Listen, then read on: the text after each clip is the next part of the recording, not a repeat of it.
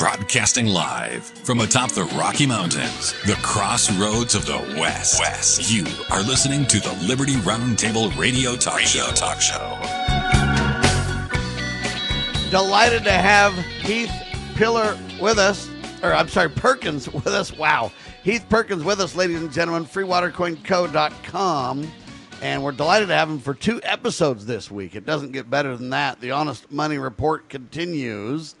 So there's a lot of news going on, but this one I really want to dig into with you a little bit, Heath, because this is critical. Headline says, crypto legislation gains momentum in Senate. Washington prepares for massive crypto power shift. And then it says a long-awaited cryptocurrency bill advances in the U.S. Senate, potentially reshaping digital asset regulation and the future of crypto markets. They're going for broke on this one, buddy. Yeah. No, this is the direction they've been wanting to go. I mean, BlackRock just backed it all. They're tokenizing everything right now, and they are in a frenzy to tokenize everything by the end of the year. As much as they possibly can by the end of the year. Their goal Maybe eventually I got to start the phrase "no toke," huh? Yeah, no. But it's a struggle because this is Trump's ability to sell debt. Like, you can't sell debt to other nations because no one wants it because they know how far in debt we are.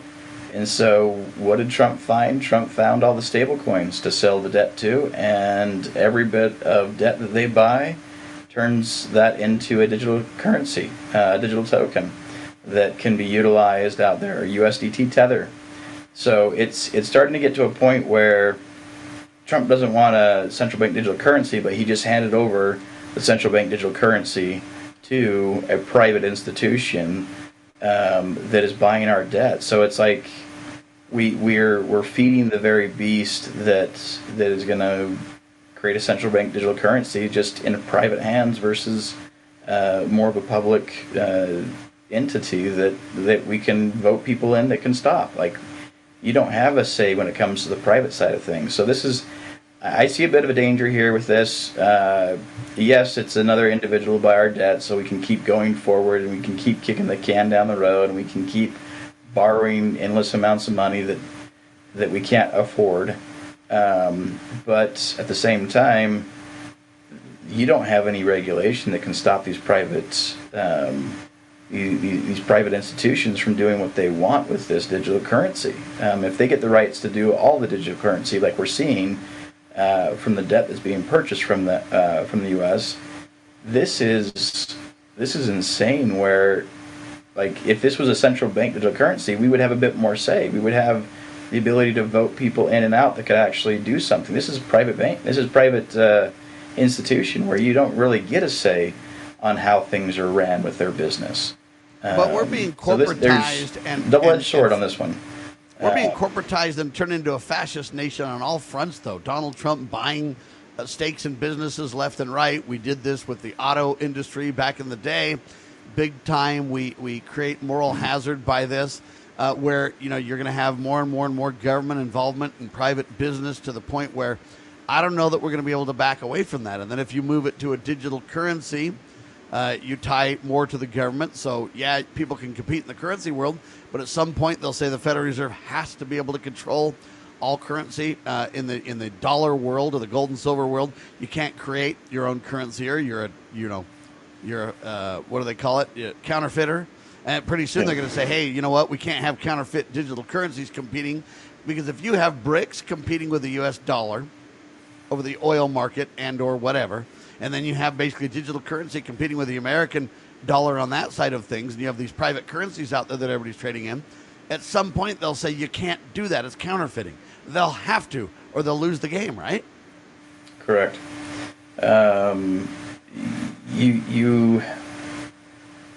We want to maintain the reserve currency ability that we have, which is gives us the right to literally print money consistently and continue to issue that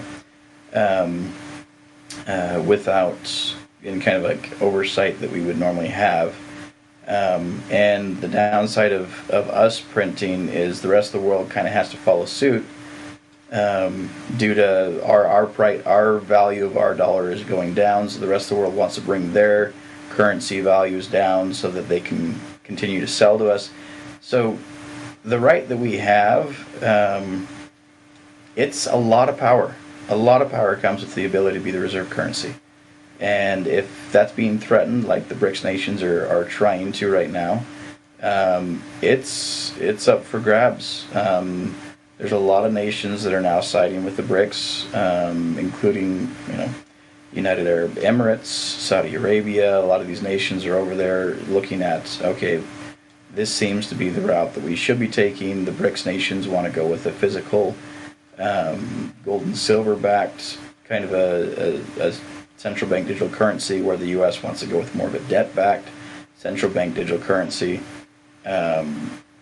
I see theirs as, a precious metals individual that is the better option of the two. When you're backing a digital currency with just debt, I mean, that doesn't give anyone confidence that you're going to be fiscally responsible, because you're just adding more debt to the problem.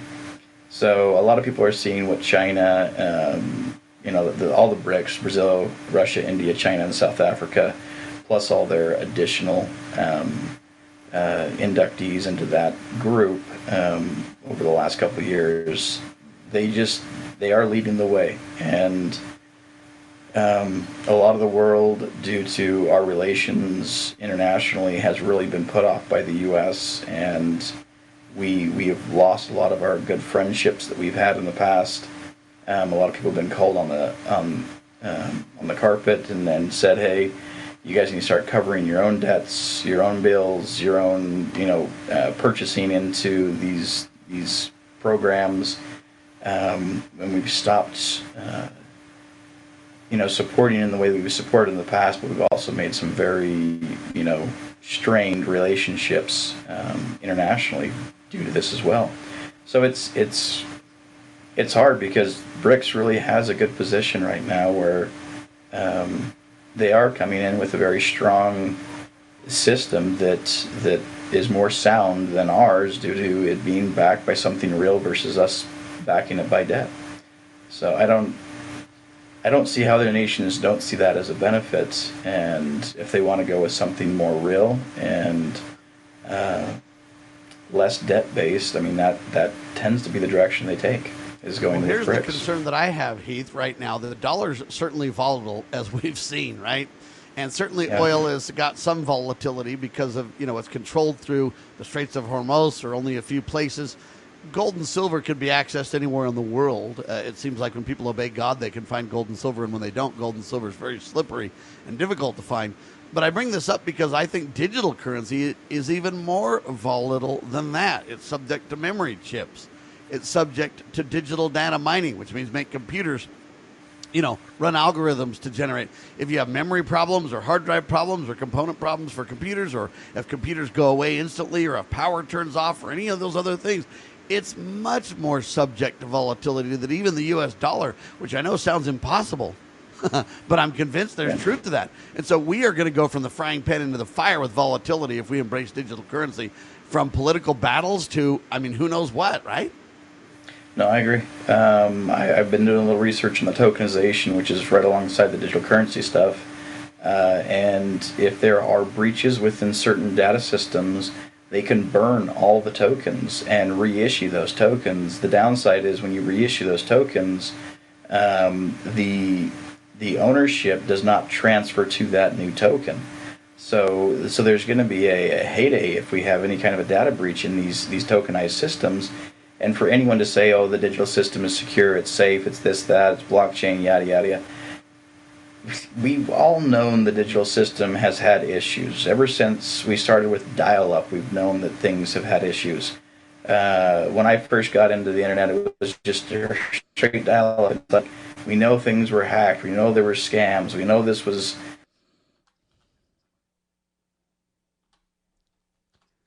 Uh-oh. I'm sorry, we lost... Oh, there you go. Continue, sir. Yeah, right now with the mafia no longer is really putting a lot of money into shaking people down, but instead of shaking businesses down and hacking their data, going in there and doing ransom or requesting ransom to get people's data back and access to their data back. So like that's where a lot of the we're losing Heath. There you go. Continue. You still there? Oh. Yes, sir. Yeah, go ahead and continue. So a lot of the world's mafia is going after these cyber hackers that can go in there and... Go ahead. Hey, Heath, hold on. Stay right there, my friend. We're going to keep you hostage for another 15 minutes, okay? Okay, don't move anywhere, all right? Sam. All right, stay there. It isn't going to be fun for you, my friend, all right? Hold on. All right, ladies and gentlemen. Heath Perkins with me, ladies and gentlemen. Freewatercoinco.com.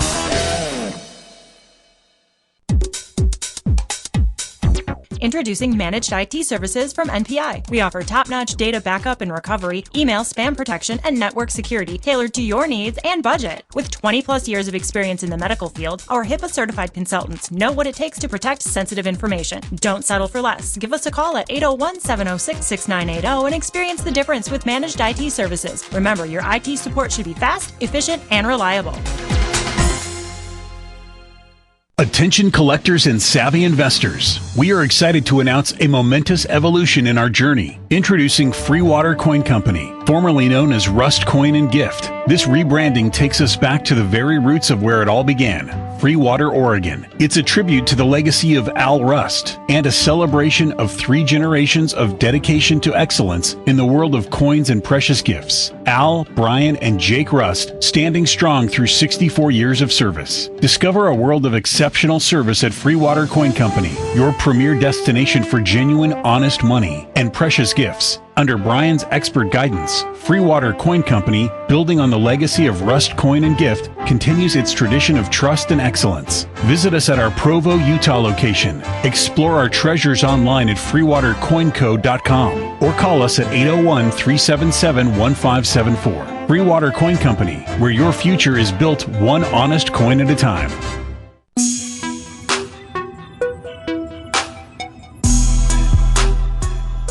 All right, back with you live, ladies and gentlemen. We've got an incredible hour today with Heath Perkins with me, freewatercoinco.com. We're talking about honest money. We're talking about the concerns moving to digital currency, spending ourselves into oblivion. The young men won't even go to work because they're afraid, well, why do that? There's nothing for me there. I can't make enough money to do any good with the inflation out of control. And not only that, I'll probably just get sent to war. So what's the incentive for me? And it's a tragic reality that we're facing as America turns away from God and away from godly ordained marriage and families because there's no way to support a family. Well, anyway, I want to throw this out. I believe that digital currency will make things even more volatile than they already are from an economic standpoint. And so what I did on one of the breaks is I put in Heath Perkins' claim. He said, hey, in 1964, minimum wage was $1.25, and now in real money based on constitutional currency, gold and silver, that would be about $52 an hour today. That would be minimum wage, people. And so I put that into ChatGPT to see what ChatGPT would say about it. Kind of a fact check in a way. And it fact checked by doing the following. I think this is really incredible, and I want Heath to be able to respond to this. They say the short answer is yes. A figure of around $52 an hour is if you use gold and silver as the measuring stick. So they admit Heath is exactly 100% right. The short answer is yes. Then they go on, though, and the explanation is the weirdest thing I've ever seen in my life to try to get around admitting the truth. So it says this, but, a big, huge but there, Heath. No, it's not accurate. If you're talking about inflation or purchasing power, they're completely different explanations. Then they say this, comparison 1. Inflation is the standard government measure. 1964 federal minimum wage, it was $1.25 an hour. Adjusted using the Consumer Price Index, CPI, it's really $13 to $14 an hour if you kind of compare it to that. So they say by the government's inflation measure, $52 an hour is not correct. Then their second argument, comparison to the silver is the sound money comparison. This is where the much higher number comes from. And then they admit what we're saying. They do the 5 quarters equals $1, et cetera. And then they compare silver. Then they compare gold, and they admit in both cases it's correct. In fact, it might even be higher according to current silver and gold prices. But on the average, Heath is right. And then they say this, and this is the most important part, and then I want you to respond, Heath. Why people disagree. The disagreement isn't really about the arithmetic. No, sir, it's not about the math, Heath. It's about which yardstick we should use to measure the value of labor. Economists generally use government numbers, not sound money. Sound money advocates argue that gold and silver are the best long-term measurement we have. Precious metals preserve purchasing power better than government inflation and fiat currency. They say both mathematical equations are mathematically valid, but they answer different questions. Okay, and that's the debate now. How many dollars buy the same basket of goods? And they go on and on. But at the end of the day, what they're basically saying is, look, the government decides the terms and the details, the definition of words. And if you go with the government's definition, you're wrong, Heath. I am wrong. I'm okay with that. Think about that explanation, though, how psychotic that is. It's like we've got math and then we've got girl math, okay, Heath? And girl math is just as valid as math. Not. Do you want to respond to this? It's insane. So the reality is, if you make it simple, like I made it simple, the simple numbers show the truth. If you can convolute and make things complex, you have to bow down to an authority to give you the answer.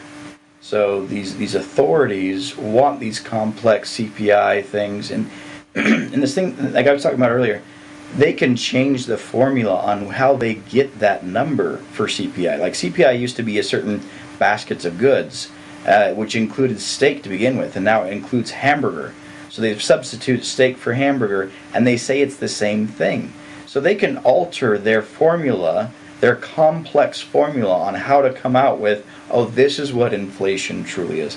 I'm just showing you the simple math. $1.25 in 1964 was 5 quarters. 5 quarters, they were all silver. That silver translated today is $52.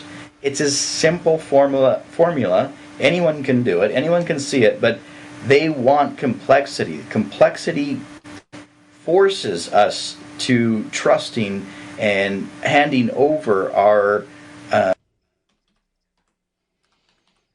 All right, waiting on Heath to get back here for a second. Go ahead, sir. Did I break up? Yep, you're free now. Go. All right. So, yeah, that complexity is the struggle we have. The complexity of we have to have an authority that we utilize in order to understand this complex thing. We don't need complexity. We need simplicity. If you can't teach these things to a elementary school kid, you shouldn't be teaching these things. There shouldn't be an authority out there that can change things at a whim and alter what they measure things by. And that's what they do with the CPI. So it's hilarious because all they want is to be the authority.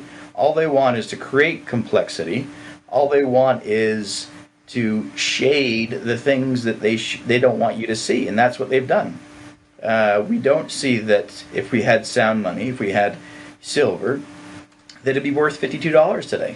Is minimum wage, like it was in 1964.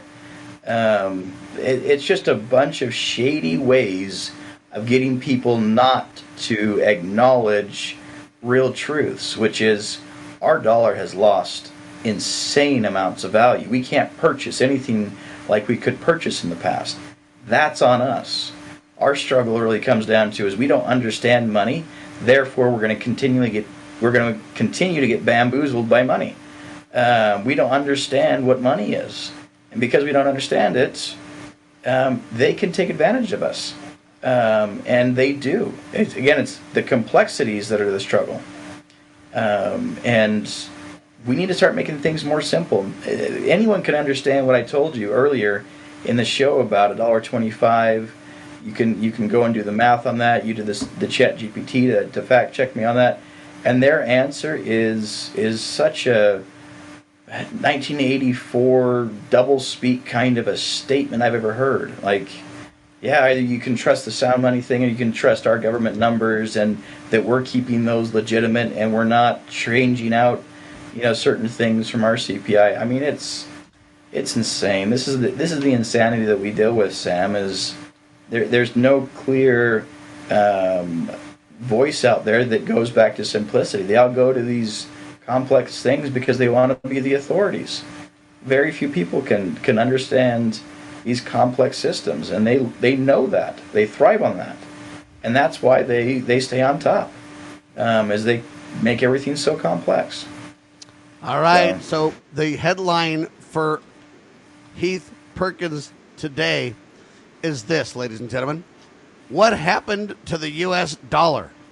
A $1.25, $1.25 minimum wage in 1964 is about $52 an hour today in gold and silver, honest money. Heath, what do you think of that for a headline? Yep. I Truth telling? 100% agree with it. Anyone can fact check that one. Go for it. But that's why you see the youth have such hopelessness. I mean, I can simplify it to that kind of an answer, to where it's like, yes, you'll see the hopelessness because they're not making $52 an hour. They're not making equivalent of purchasing power to 1964 is that $52 an hour. Like, we're not seeing that. I don't know anyone who's jumping right out of college, making $104,000 a year, unless you're a doctor or you're a lawyer. Well, but who wants to go to college for minimum wage? Yeah, exactly. Yeah. I mean, come on now. You're supposed to make minimum wage without going to college. That's if you don't even have a high school degree. You should be able to make minimum wage if you have a skill. Yeah. Minimum wage isn't what you do when you get out of college or something, is it? No.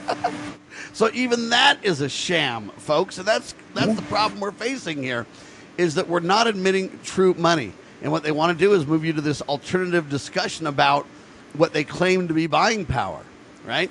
So, you used to buy Charmin, now you buy one strand or one ply toilet paper, and they're saying it's equivalent because you can buy TP. It's a lie, folks. It's a manipulation. It's not true.